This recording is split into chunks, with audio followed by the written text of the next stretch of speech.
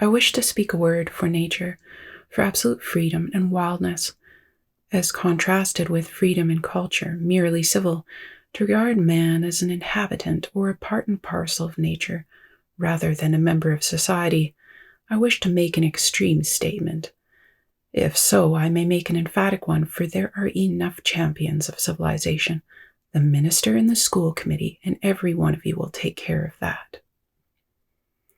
I have met with but one or two persons in the course of my life who understood the art of walking, that is, of taking walks, who had a genius, so to speak, for sauntering, which is a word beautifully derived from idle people who rove about the country in the Middle Ages and asked charity under pretense of going à la Sainte Terre, to the Holy Land, till the children exclaimed, "There goes a Saint Terror, a saunterer, a Holy Lander."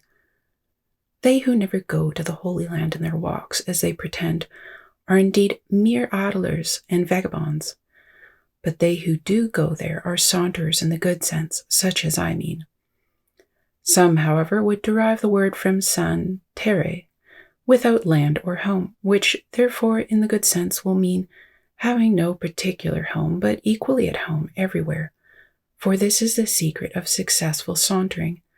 He who sits still in the house all of the time may be the most vagrant of all, but the saunterer in the good sense is no more vagrant than the meandering river, which is all the while sedulously seeking the shortest course to the sea. But I prefer the first, which indeed is the most probable derivation, for every walk is a sort of crusade, preached by some Peter the Hermit in us, to go forth and reconquer this holy land from the hands of the infidels. It is true, we are but faint-hearted crusaders, even the walkers nowadays who undertake no preservation, never-ending enterprises. Our expeditions are but tours, and come round again at evening to our old hearthside from which we had set out. Half the walk is but retracing our steps. We should go forth on the shortest walk, perchance, in the spirit of undying adventure, never to return, prepared to send back our embalmed hearts only as relics to our desolate kingdoms.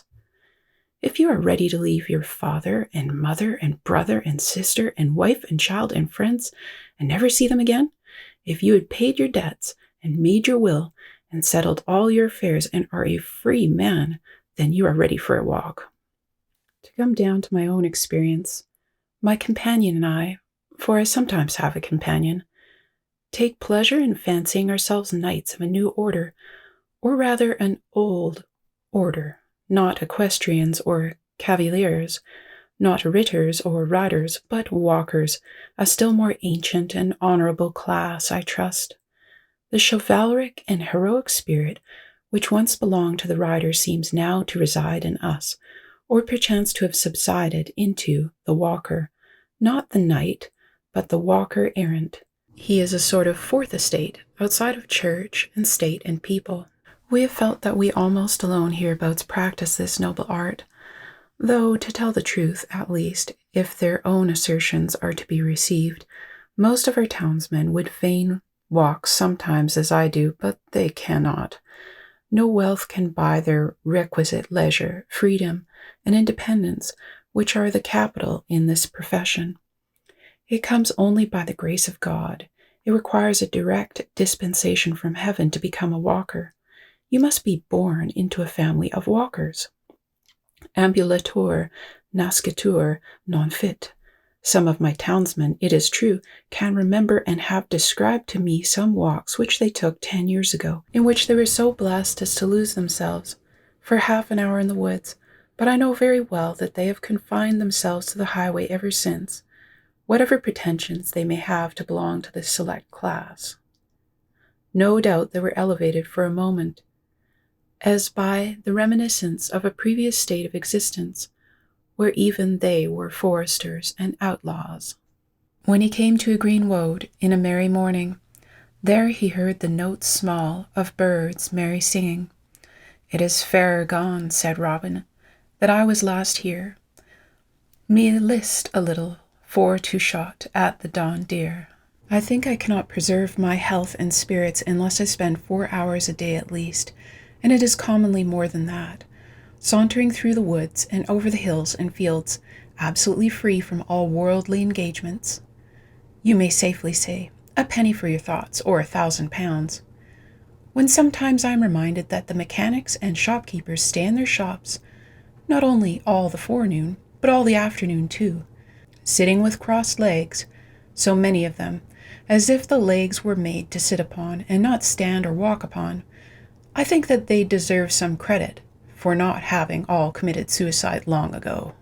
I, who cannot stay in my chamber for a single day without acquiring some rust, and when sometimes I have stolen forth for a walk at the 11th hour, or at 4 o'clock in the afternoon, too late to redeem the day, when all the shades of night were already beginning to be mingled with the daylight, have felt as if I committed some sin to be atoned for. I confess that I am astonished at the power of endurance, to say nothing of moral insensibility, of my neighbors, who confine themselves to shops and offices the whole day for weeks and months, aye, for years almost together. I know not what manner of stuff they are made of, sitting there now at 3 o'clock in the afternoon as if it were 3 o'clock in the morning. Bonaparte may talk of 3 o'clock in the morning courage, but it is nothing to the courage which can sit down cheerfully at this hour in the afternoon over against oneself whom you have known all the morning, to starve out Garrison, to whom you are bound by such strong ties of sympathy. I wonder that about this time, or say between 4 or 5 o'clock in the afternoon, too late for the morning papers and too early for the evening ones, there is not a general explosion heard up and down the street, scattering a legion of antiquated and house-bred notions and whims to the four winds for an airing, and so the evil cure itself. How womankind, who are confined to the house still more than men, stand it I do not know, but I have ground to suspect that most of them do not stand it at all. When, early in a summer afternoon, we have been shaking the dust of the village from our skirts of our garments, making haste past those houses with purely Doric or Gothic fronts, which have such an air of repose about them, my companion whispers that probably, about these times, their occupants are all gone to bed. Then it is that I appreciate the beauty and the glory of architecture, which itself never turns in, but forever stands out, erect, keeping watch over the slumberers. No doubt temperament, and above all age, have a good deal to do with it. As a man grows older, his ability to sit still and follow indoor occupations increases. He grows vespertinal in his habits as the evening of life approaches, till at last he comes forth only just before sundown, and gets all the walk that he requires in half an hour. But the walking of which I speak has nothing in it akin to taking exercise, as it is called, as the sick take medicine at stated hours, as the swinging of dumbbells or chairs, but is itself the enterprise and adventure of the day. If you would get exercise, go in search of springs of life. Think of a man swinging dumbbells for health, when those springs are bubbling up in far-off pastures unsought by him. Moreover, you must walk like a camel, which is said to be the only beast which ruminates when walking. When a traveller asked Wordsworth's servant to show him his master's study, she answered, "Here is his library." But his study is out of doors. Living much out of doors in the sun and wind will no doubt produce a certain roughness of character, will cause a thicker cuticle to grow over some of our finer qualities of nature, as on the face and hands, or as severe manual labor robs the hands of some of their delicacy of touch. So staying in the house, on the other hand, may produce a softness and smoothness, not to say thinness of skin, accompanied by an increased sensibility to certain impressions. Perhaps we should be more susceptible to some influences important to our intellectual and moral growth.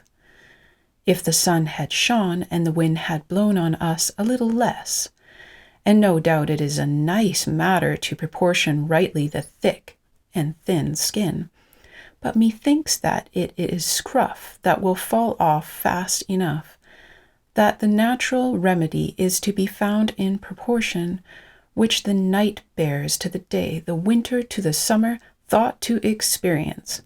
There will be so much more air and sunshine in our thoughts.